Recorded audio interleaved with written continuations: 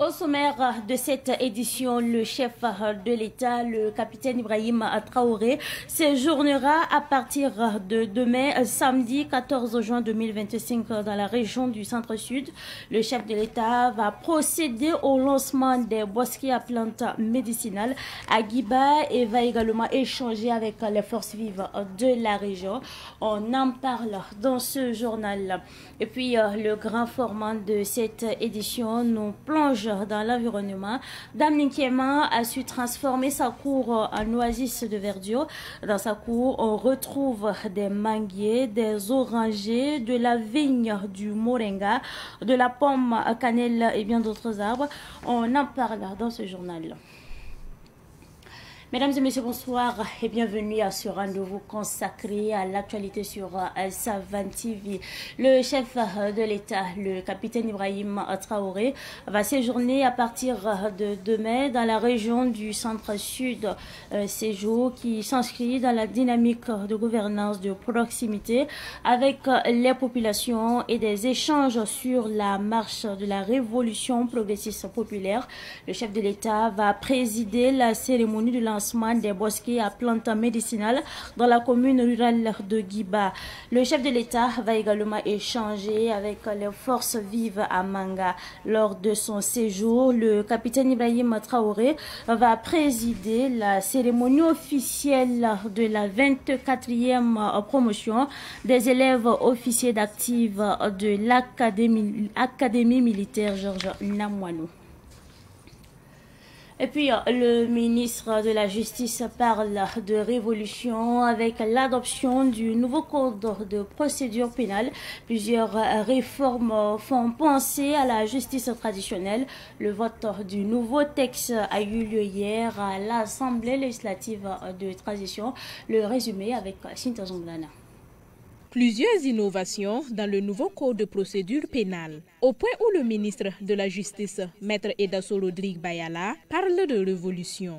À titre d'exemple, il ne sera plus possible d'extrader un Burkinabé vers l'extérieur, comme à la Cour pénale internationale. Une réforme qui fait penser à un prochain retrait du Burkina de la CPI, si ce n'est de tous les 3 pays de la Confédération AES. Une autre innovation majeure est liée aux alternatives à l'emprisonnement. Désormais, toute infraction ne débouche pas sur une procédure judiciaire avec éventuellement détention provisoire. Il faudra d'abord, en fonction de la gravité des faits, passer les étapes de la médiation pénale dans l'environnement de l'infraction, le gentleman agreement devant le procureur, sous forme de seconde chance pour reconnaître les faits, demander pardon et réparer. Et enfin, l'étape de la procédure pénale. Tout cela va permettre de désengorger les prisons pour éviter les contacts entre petits et grands délinquants, humaniser les maisons d'arrêt et de correction, réduire l'effectif des dossiers à juger, limiter les délais de traitement et fournir de la main-d'œuvre pour les travaux d'intérêt commun.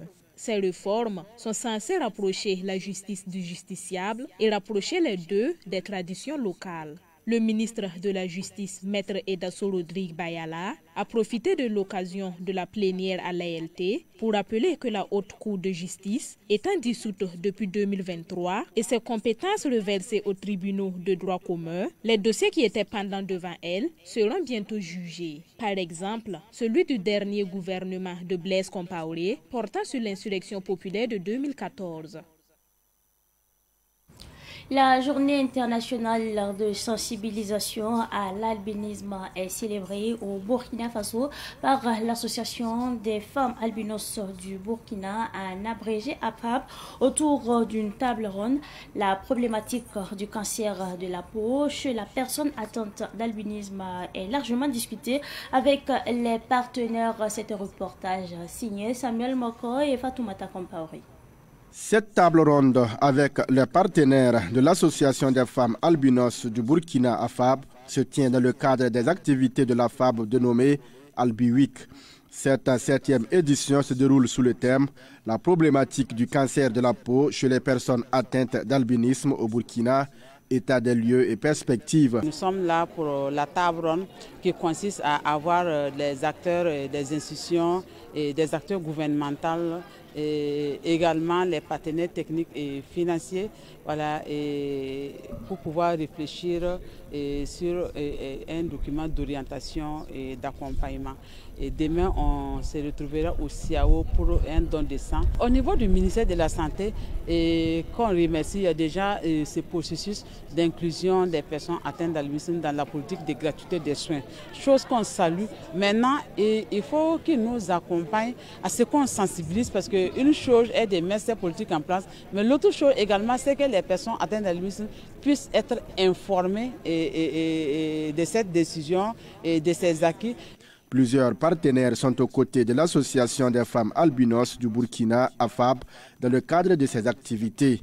Parmi eux, l'ONG Light for the World. Aujourd'hui, nous sommes à leur côté et spécifiquement pour cette activité d'aujourd'hui qui est la table ronde, car pour nous, de voir ces étapes que cette association a menées pour que la prise en charge des personnes atteintes d'albinisme soit intégrée dans la politique de gratuité des soins. Cette 7e édition de l'Albi Week a pour patron le Premier ministre Rimtalba Jean-Emmanuel Ouedraogo. Il s'est fait représenter par le secrétaire général du ministère en charge de la Santé. C'est important donc, de ne laisser personne de côté, parce que l'équité dans la prise en charge donc, de toute la population est au centre des actions donc, du gouvernement.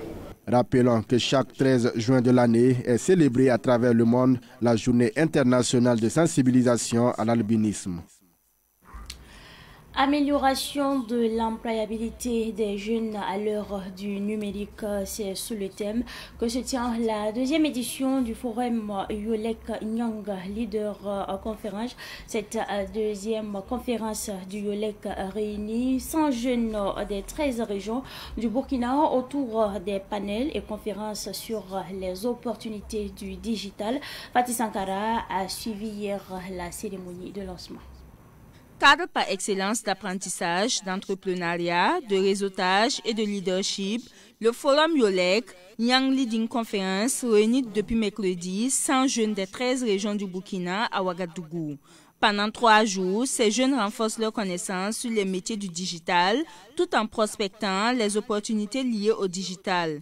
Le Forum Yolek intervient après le Pré-Yolek qui a permis de renforcer les capacités de 1257 jeunes dans 5 villes du Burkina. Les jeunes seront amenés à participer à des panels, à des ateliers sur les métiers du numérique, sur les compétences du futur. Les jeunes seront amenés à co-créer ensemble des idées, de projets, à penser des solutions digitales que nous, au niveau du comité, nous reverserons vers de potentiels partenaires, vers de potentielles personnes ressources pour voir dans quelle mesure ils pourront d'une manière ou d'une autre financer ces idées de projets portées par les jeunes afin d'apporter une solution au chômage que connaissent beaucoup de jeunes aujourd'hui. La marraine de la 2e édition du Forum Yolek et la représentante de la ministre en charge de la transition digitale ont invité les jeunes à une saine utilisation des réseaux sociaux et à tirer le maximum de profit des avantages du digital. C'est des messages liés à l'entrepreneuriat de manière générale, mais surtout de s'appuyer sur les outils numériques qui de nos jours sont vraiment des outils qui peuvent nous permettre d'aller plus rapidement, d'aller plus de l'avant, d'avoir de bons moteurs de recherche pour pouvoir mieux nous perfectionner. C'est interpeller nos jeunes face à une utilisation responsable des réseaux sociaux. Nous travaillons à améliorer l'accessibilité aux outils numériques. Donc, Madame le ministre porte en tout cas un regard sur l'ensemble des jeunes qui œuvrent dans cette dynamique. La 2e édition du Forum Yolek Young Leading Conference prend fin ce vendredi. Ouagadougou accueille du 17 au 20 juin prochain la 2e édition des Journées alimentaires du Grand Ouaga. Cette rencontre s'inscrit dans le cadre du projet intitulé AfriFood Links porté au Burkina Faso par Inades Burkina, dont les responsables étaient face à la presse hier matin. Retour justement sur cette conférence de presse avec notre reporter Sidiki Kabli. L'alimentation de la ville de Ouagadougou est assurée majoritairement par l'importation alimentaire issue des autres villes du pays, mais également du reste du monde. Cet état de fait rend la ville de Ouagadougou vulnérable face aux nombreux défis de crise alimentaire, selon INADES, d'où ces journées de réflexion. L'objectif principal est de renforcer la gouvernance inclusive et durable des systèmes alimentaires urbains. Pour ce faire, les journées alimentaires du Grand Ouaga seront marquées par plusieurs activités. Nous allons avoir plusieurs types d'activités. Et ces activités seront organisées en prenant en compte aussi plusieurs acteurs, parce que nous avons d'abord cartographié les acteurs qui interviennent dans les systèmes alimentaires. Nous avons les producteurs, nous avons les transformateurs, nous avons les consommateurs qui seront de la partie. Et les panels aussi ont été subdivisés de telle sorte à pouvoir prendre en compte les spécificités. Ça veut dire que ceux qui sont dans la recherche, dans les questions de gouvernance pourront faire une communication et des partages d'échanges. Donc il y a un travail de sensibilisation qui doit être fait pour que tout ce qui se retrouve dans l'assiette du consommateur au niveau de la ville de Ouagadougou puisse être sain. Ces journées alimentaires du Grand Ouaga, selon l'autorité municipale, partenaire qui accueille le projet, constituent un cadre propice pour mobiliser différents acteurs autour de la problématique de l'alimentation urbaine de la ville de Ouagadougou. La ville de Ouagadougou a adhéré avec près de 300 villes dans le monde au pacte alimentaire mondial, voilà, porté par la ville de Milan, qu'on appelle pacte de politique alimentaire urbain. Et nous sommes en train de déployer plusieurs programmes avec l'assistance, la contribution de beaucoup de partenaires. Voilà, je peux citer ici Récolto, INADES, qu'il faut faciliter pour arriver in fine à nous permettre d'assurer un environnement propice à une action efficace, c'est-à-dire la gouvernance. Et aujourd'hui, ces journées vont nous permettre de regrouper plusieurs acteurs de la question alimentaire et nous permettre in fine de déployer, de sensibiliser et de recommander à l'autorité municipale et à l'autorité nationale des propositions pour lui permettre de prendre des décisions adéquates pour assurer l'objectif principal qui est de donner à manger à chaque Ouagalais de manière saine et durable. AfriFood Linked est un projet de recherche et d'innovation qui vise à améliorer la sécurité alimentaire et nutritionnelle tout en générant des impacts positifs sur le climat.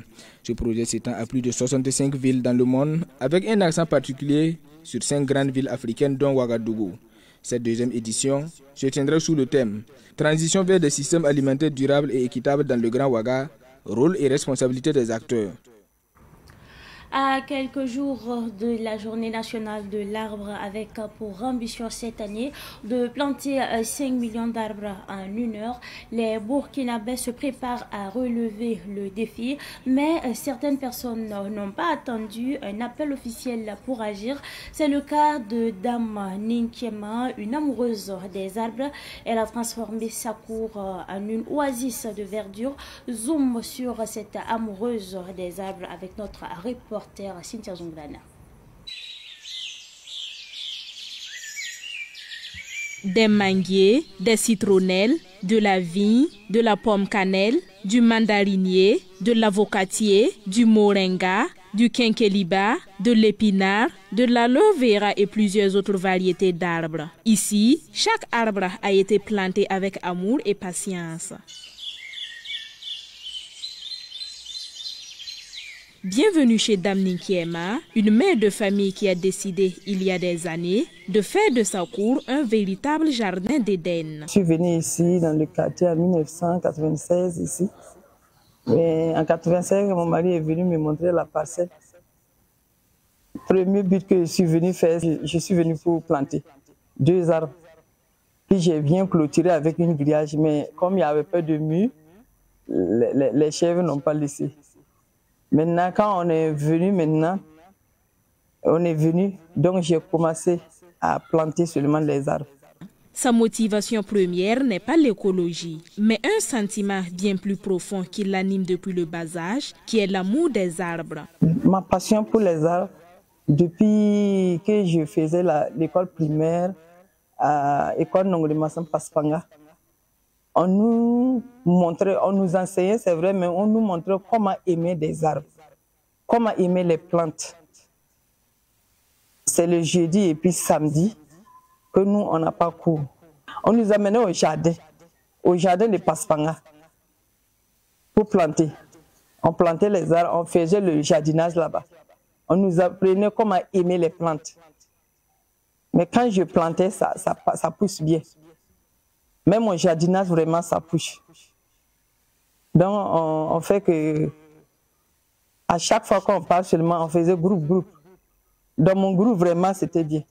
À l'âge de 8 ans, que j'ai commencé à aimer les arbres. Le résultat est là, une fraîcheur palpable qui contraste avec la chaleur environnante. Mais au-delà de leur beauté et de l'ombre qu'ils procurent, les arbres de Dame Nkiema offrent aussi de précieux bienfaits. Feuilles pour la cuisine, fruits à savourer, remèdes naturels contre certains maux. Même les voisins en profitent. J'ai mis des arbres qui donnent des fruits ici. Il y a des manguiers, orangiers, tanzolo, pomme cannelle, du raisin, citronnelle, épinards, puisque je ne paye pas épinards au marché. J'enlève ça chez moi. La patate douce est là. Il y a des plantes médicinales. Par exemple, Walbissim qui est là, Aloe Vera qui est là, il y a Barna qui est là. Il y a beaucoup de plantes quand on se soigne. Oui, il y a le café aussi qui est là. Même les voisins ils viennent enlever du café. Alors que le pays se prépare à relever un énorme défi, planter 5 millions d'arbres en 1 heure, Dame Nkiema, tout en saluant l'initiative, rappelle que le plus important ne réside pas seulement dans le nombre d'arbres, mais dans l'engagement de tout un chacun à les entretenir. Je suis très heureuse, c'est bien. Mais je voulais que si on plante les arbres, qu'on les entretienne, puisque les arbres veulent qu'on les entretienne. Si on les plante sans l'entretien, ça ne peut pas aller. Sinon, c'est bien. Mais il faut l'entretien. Il faut des gens qui aiment les arbres. Puisque les arbres vivent, il faut les gens qui aiment les arbres pour les entretenir. Touché par l'initiative présidentielle et animé par un amour profond pour les arbres, Dame Nkiema lance un cri de cœur au chef de l'État, le capitaine Ibrahim Traoré. Je demande le président du Burkina Faso, je l'encourage beaucoup, mais je demande de m'aider à avoir un terrain. Je vais planter les arbres. Je vais planter, je vais travailler, je vais planter les arbres. Parce que j'ai l'amour des arbres. J'ai l'amour des arbres. La 7e édition de la Journée nationale de l'arbre se tiendra le 21 juin prochain. Au cours de cette journée, chaque Burkinabé est invité à planter un arbre entre 8h et 9h.